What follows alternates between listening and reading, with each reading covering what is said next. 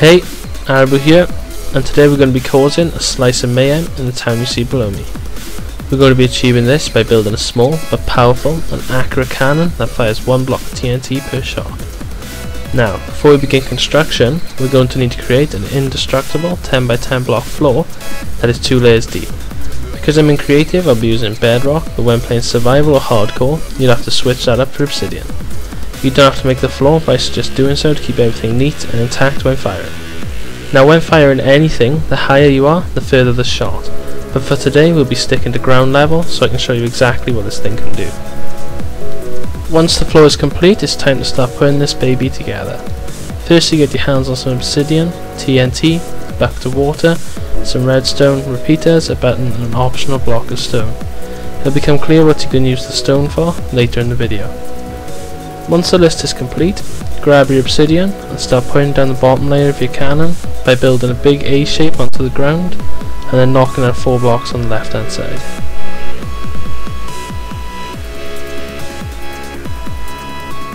Now that this is done, build another A shape on top and leave the 4 blocks you knocked out last time intact.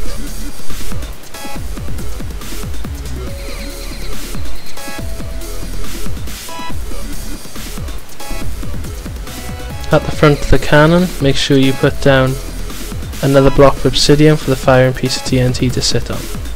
You can also use the stone brick here to place on the obsidian to give the firing piece of TNT an even better lift.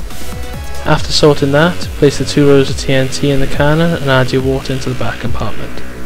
As strange as the water may seem, I believe it absorbs a lot of the kickback of the TNT and keeps your circuitry in place.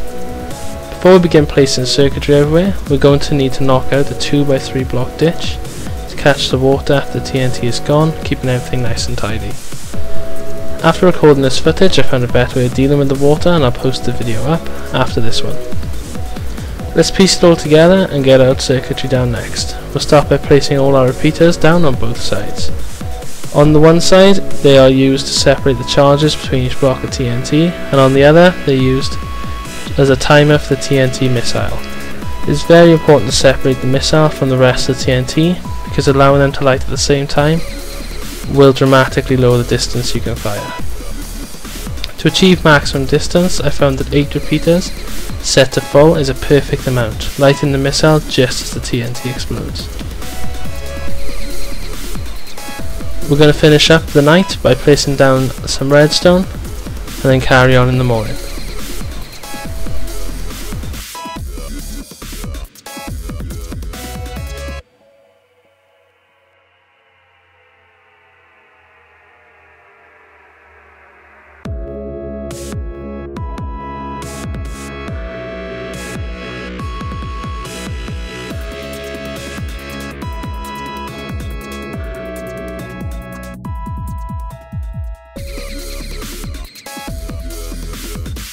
Morning guys, before hitting the sack last night we managed to place the majority of the circuitry and now I'm going to set the repeaters.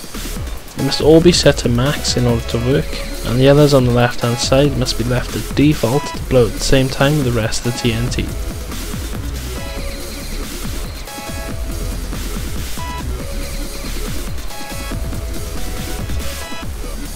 It's just final checks and touch-ups now and we'll almost be ready.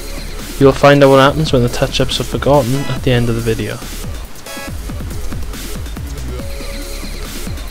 The last piece of this puzzle is adding a button to the back to make the magic happen, and then when you're ready, give a last farewell to the people stood in front and slam the button.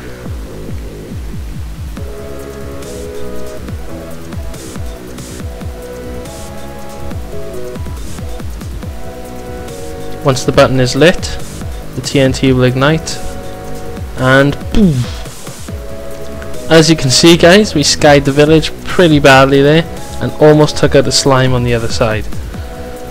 I'm going to reduce the power in the next shot and hopefully hit the village this time. You can also reduce the time by hitting the repeaters and knocking them down to 3 or even 2 or even taking some away.